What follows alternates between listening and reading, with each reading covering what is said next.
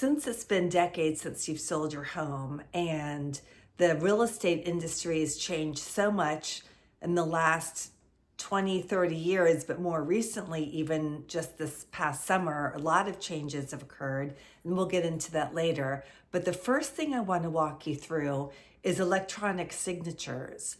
So when your listing agent says to you, I guess this could mean too for your listing agreement, as well as for when you get an offer on your house. After you've met with them, they're going to want to share a document with you electronically. This could be called DocuSign or DigiSign, AuthentiSign. There are a lot of electronic signature companies out there that can help facilitate a distance signature. But what you want to do, and what I would recommend, is meeting with your agent in person and going through the document from the beginning through to the end, so you have a full understanding of the document. With electronic signing, what will happen is you'll be prompted to sign. It will say start after you adopt a signature of a different font style, a different signature style. And then once you say start, it just takes you to the areas in the contract where you need to sign. You're not given an opportunity to stop and read the information. So an electronic signature is great if you're in a hurry or if it's something that you're already familiar with. But if it's not, and you really want to read through it, know what you're signing, which obviously you do, you want to have that printed out and put in front of you. Sit across the table or sit next to them and go through the entire agreement, whether it be your listing agreement, your listing terms, or your contract, the offer on your house. You do want to have a hard copy and sit with your agent and go section by section and go through the whole form really from start to finish. The electronic signatures, as I said, are convenient if you're comfortable with them and if you've already had the opportunity to read them. And if you do feel comfortable with the electronic signatures, you first want to have your agent send them to you via email through what's called a PDF. And the PDF will be a picture of the entire document. That way you can read through it first before you then go on to the step of signing the electronic signature platform, as we discussed, the DocuSign or one of the other ones. So the electronic signatures are one of the big changes that have occurred if you haven't sold your house in several decades. The second thing I want to talk to you about is lockboxes. Now, I'm personally not a lockbox agent, and there are a lot out there, but a lockbox is a digital access point of entry into your home. Licensed agents have to subscribe to the program in order to have their code, which now can be used through an app on their phone. And so if you want to monitor and make sure that people who are coming in your home are vetted, qualified buyers, then you probably don't want to have a lockbox. A lockbox is a point of entry where your agent's not even there. It's literally put on your door, which number one, it scratches your door a lot of times and just hangs and it slides back and forth. And sometimes buyers agents forget to put the key back in the lockbox. Ultimately, it would be best, in my opinion, when you use a real estate agent to help you sell your house, to use an agent that doesn't use a lockbox, to use an agent that would be there physically to protect your property, to listen to the buyer's questions, to help sell your house. That's what you're hiring them for. So ultimately, you want to have your agent physically meet and greet your buyer's agent and your buyers each time there's a showing request for someone to come tour your home. You do want to leave the house. You don't want to stick around. You want to give your agent, whom you trust, full access, and buyers really don't want to talk to the seller and the owner of the house. So you go ahead and leave, that your buyer's agent and the buyers meet your agent and they will give them the tour of the house. So just to share with you what a lockbox looks like, this is a lockbox, and the agent will oftentimes put the lockbox on the front door. And if you have come to an agreement and you're okay with a lockbox and your agent has a lockbox to use, I just don't recommend putting it on the front door. Put it on the side door or somewhere inconspicuous so that no one sees that there's a lockbox. But if you are going to go with a lockbox, do go with this one. This one is a contractor's lockbox. I've seen these on properties from time to time. These are a combination. People can get the combination and use it or share it with someone else. And then it's not a safe, efficient way to protect your home, your property, the contents of your property. So again, this would be the lockbox that you would want to use if you're going to go with a lockbox, not this one, the combination lockbox. Don't like this one. Another thing that you can do when you are showing your house, you can have cameras. It's a newer technology that we have now that we didn't have 20, 30 years ago. And they're easy to use on the outside and on the inside of your house. You can have cameras set up. You do need to let people know if they're going to be recorded legally. You need to put that notification out there. But you by all means, have a recording of what's happening on the inside of your house. You just have to let them know.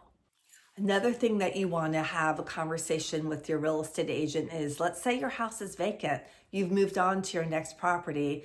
Well, you want to ask your agent, how frequent will you check on the house?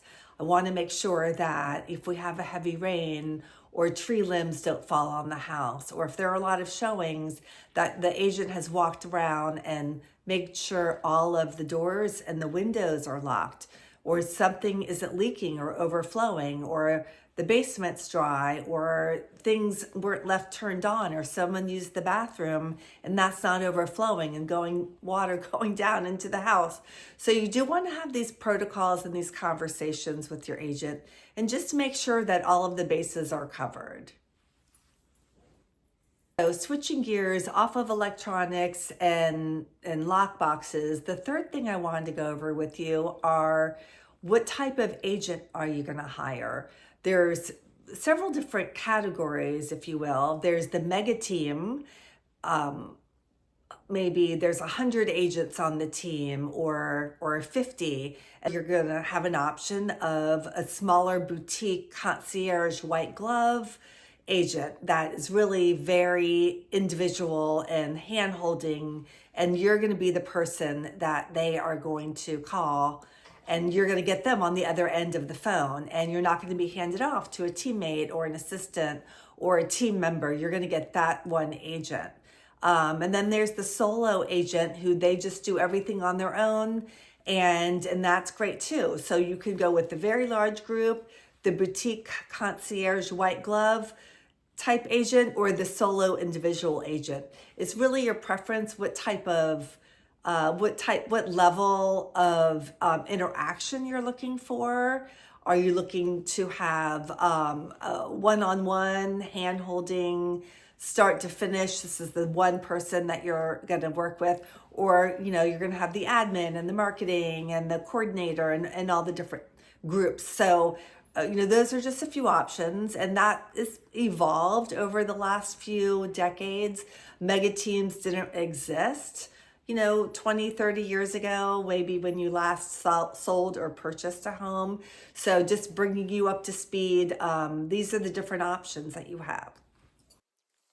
So the next category that we're going to talk about are disclosures. When you're selling your home, you will be providing disclosures to the buyer. When you bought a house, you may have only had one page. Well, now we have a little stack. And this information that you're going to share with the buyer is, we had a leak, we fixed it. This is a new HVA system that we put in, or we upgraded our electrical panel. And this is the permit we got in order to get this work accomplished. What you might want to do to feel not stressed about this is make a list of the things that you've done with your house, and you can share it with your agent. Your agent can help you in filling out the forms. They can't fill it out. You need to fill it out, but they can help you navigate the forms, and they can sit next to you and help you get them accomplished. Okay. The next thing that we're going to talk about is going to be maybe a little difficult to hear, but you have too much stuff. I'm just going to tell you now, I have too much stuff. You have too much stuff. We all have too much stuff. So you're thinking, I have a lot of things I think my kids might want. They might want the china. They might want the china cabinet. They might want their childhood furniture for their children, or my grandchildren might want all these boxes of games. Well, I'm going to be the one to tell you, I don't think that they want it. Of course, ask them, but what I've seen in my experience is the kids go off to college and the things stay in their closet, in their room, and they don't come back and get them. This has happened to me. I keep telling my son, come get your stuff, and he doesn't even want it. So in any event, I would just say, take your closets and empty them by 70%, if not all.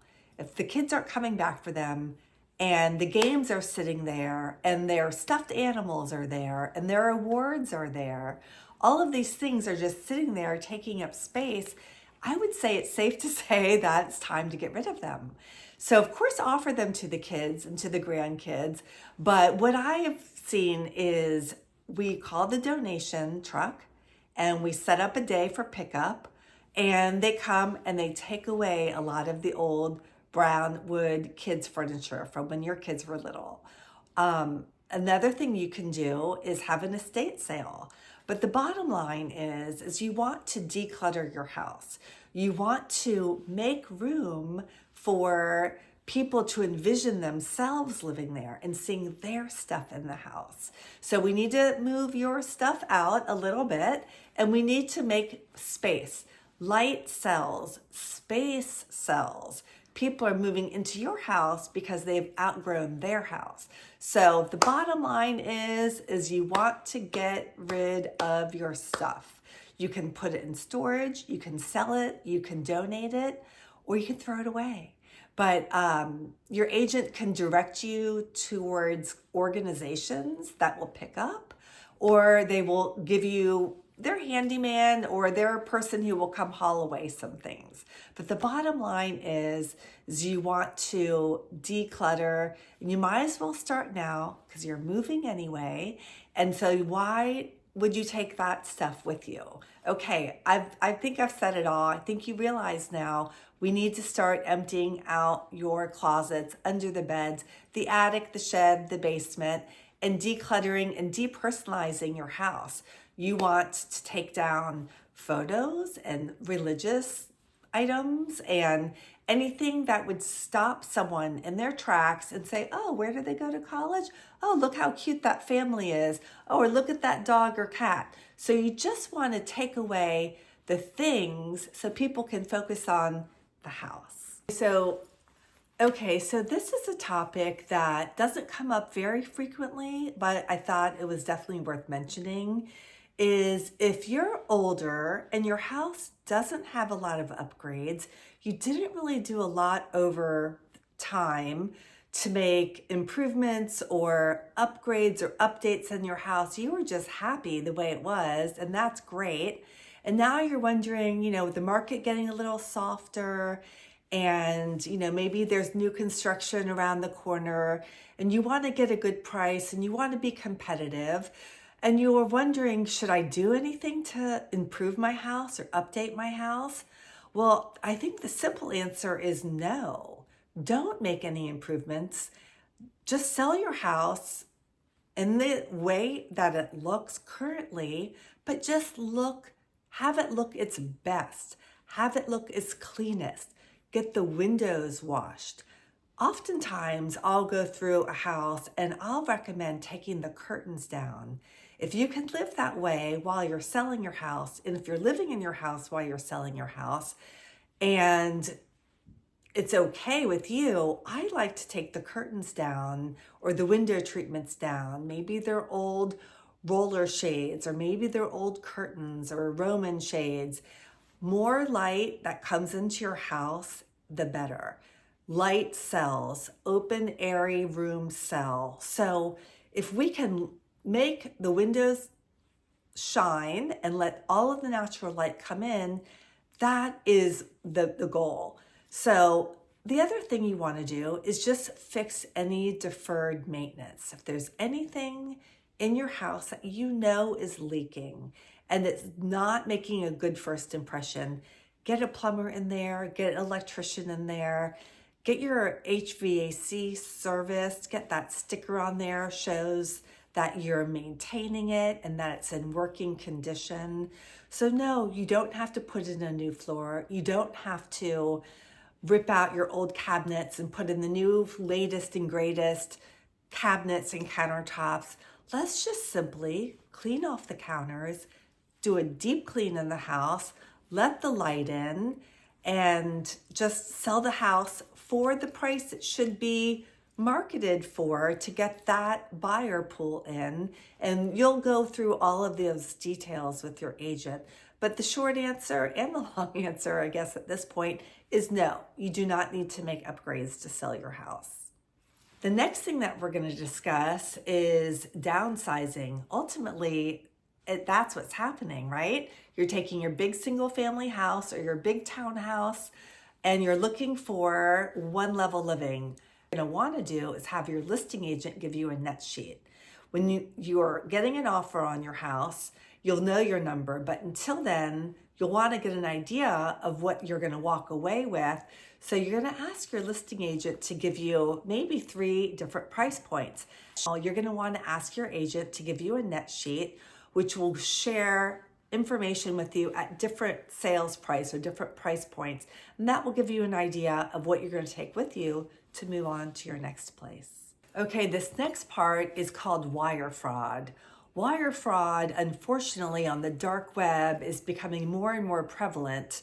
And what I want to share with you and protect you from this is that the bad guys have found ways to intercept or act as though they are the title company and they can try to grab the wire, or emailing you and saying, oh, things have changed at the last minute. Go ahead, and this is the new wire number. No, you don't want to fall prey to that. And please do have your agent and work with your buyer's agent in selecting a very reputable title company, settlement agent.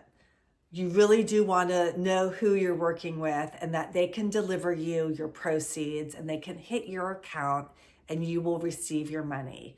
And also when you're buying, that your wire is going to the title company and that they are receiving your money for the purchase. So whether you're selling or whether you're buying, you want to make sure that you don't talk to someone who you think is the person you're supposed to be talking to, but in fact, it's not. So I always recommend, and every agent will tell you, and every title company and lender would recommend as well, that you pick up the phone and go over the wire instructions, because you don't want to rely on an email and have your funds diverted to the bad guys. So I will just reiterate, you do want to pick up the phone and you want to work with the reputable settlement attorney / title company where you're going to receive and send your funds. Okay, well, that's it for today. I just wanted to go over the different things that you're going to want to look out for when you're looking to sell your house, if it's been a few decades, and all of the different categories of the transaction that now maybe you'll feel a little bit more comfortable with. But at the end of the day, just find someone that you feel comfortable working with, that you have vetted, and that can help you with the transaction from start to finish. So I'm Lindy Gelb. I'm with TTR Sotheby's International Realty. I work in Maryland and in Washington, D.C., but I have a very strong referral network of experienced professional agents throughout the United States and abroad, and I would be more than happy to connect you with colleagues all over the world. Thanks for watching.